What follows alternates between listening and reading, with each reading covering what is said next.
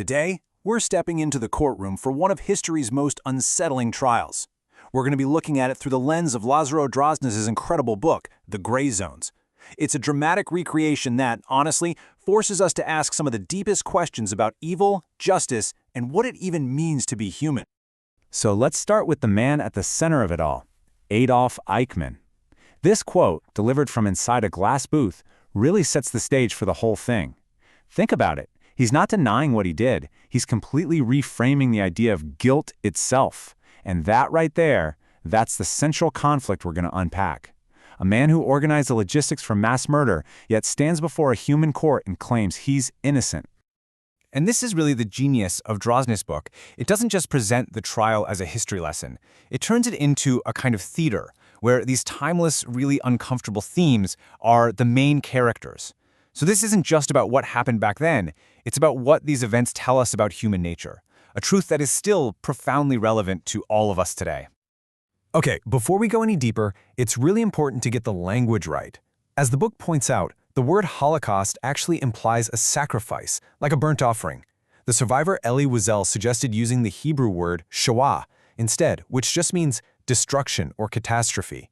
And that choice of words is absolutely vital. It insists that these deaths were not a noble sacrifice for anything. They were a senseless, useless destruction. And then you get this claim from Eichmann himself. And honestly, it's just chilling.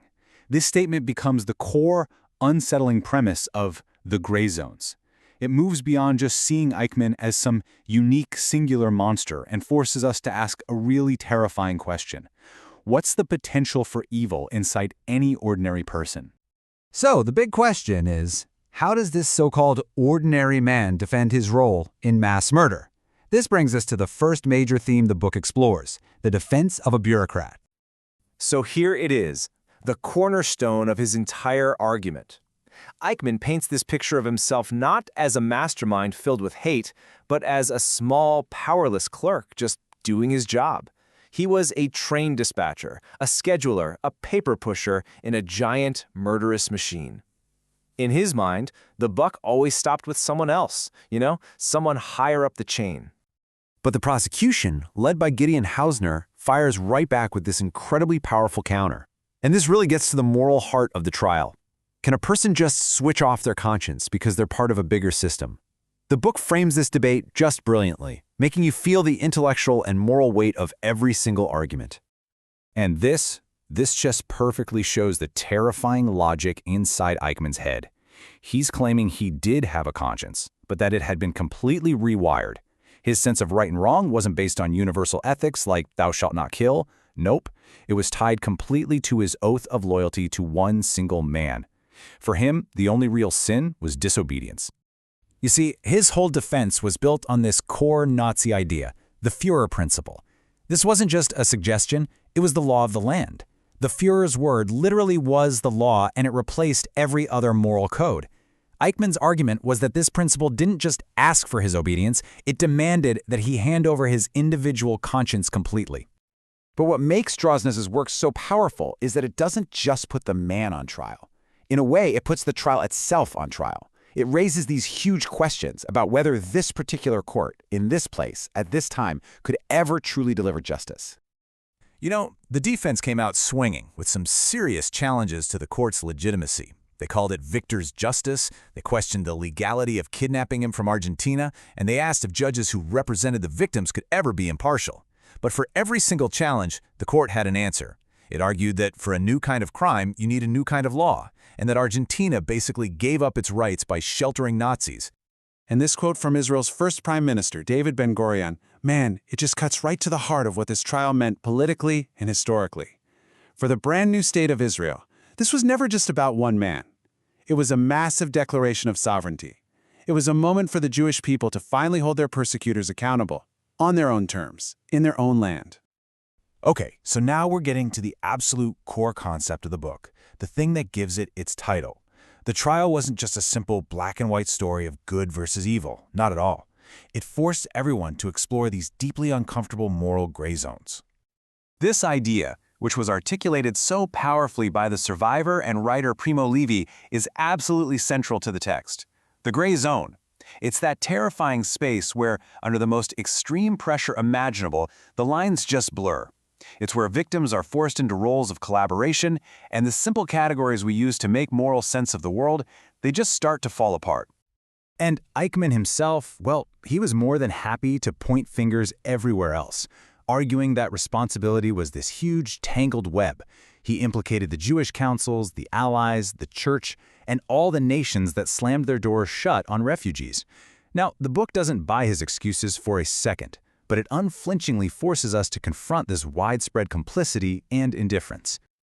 Maybe the most gut-wrenching example of the gray zone is the role of the Judenrat, the Jewish councils.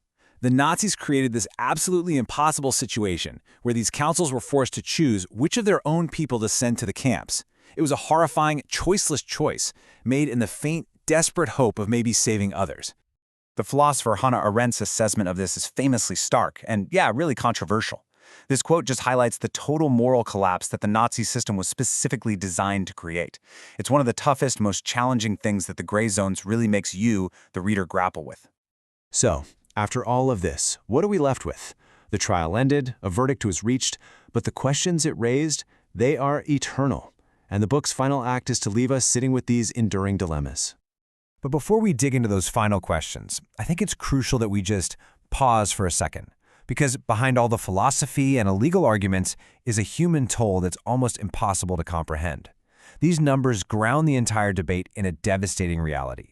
The 6 million Jewish deaths at the heart of this trial are part of a much wider catastrophe that claimed an estimated 60 million lives in total. And this leads us to Hannah Arendt's most famous concept, an idea born from this very trial, the banality of evil. Her shocking conclusion was that Eichmann wasn't a monster in the way we think of monsters. He was terrifyingly normal. A career-obsessed bureaucrat who was more concerned with his job performance than the human consequences of his paperwork. And the prosecutor, Gideon Hausner, he just nailed it. He captured that horror perfectly. This is the ultimate, terrifying legacy of the trial, and it's so powerfully dramatized in the book. The evil wasn't demonic, it was mundane. It was the evil of spreadsheets and train schedules. And because it was so normal, it becomes so much more frightening. And that's the question, isn't it? The one that echoes out of that glass booth and right into our world today. In any system, a company, a government, an army, at what point does just following orders become a moral crime? At what point does a person have to stand up and just say no? And then, we're left with the most haunting and personal question of all, the one the book leaves you with, turning this historical story into a mirror.